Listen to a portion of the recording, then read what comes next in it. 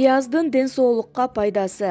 Пияз дене табын түшүрөт. Өзгөчө балдардын ден соолугуна пайдасы мол. Эгер дене табыңыз көтөрүлүп турса, пиязды кесип алма уксусуна салыңыз. Артынан бир нече тилимен кулагыңыздын үстүнө, байпагыңыздын ичине салып коюңуз. Ушундайда дене табы тез түшөт.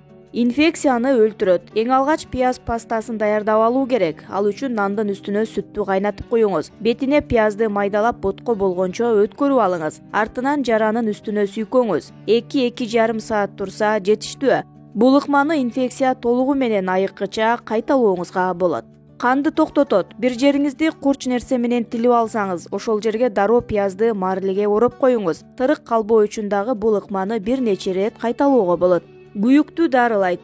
Күнгө катуу күйсөңүз, териңиздин үстүнө пияз коюңуз. 2 мүнөт жетиштүү болот. Ошону менен бирге күйгөн жерге жумуртканын белогун сүйкөсөңүз тырык калбайт.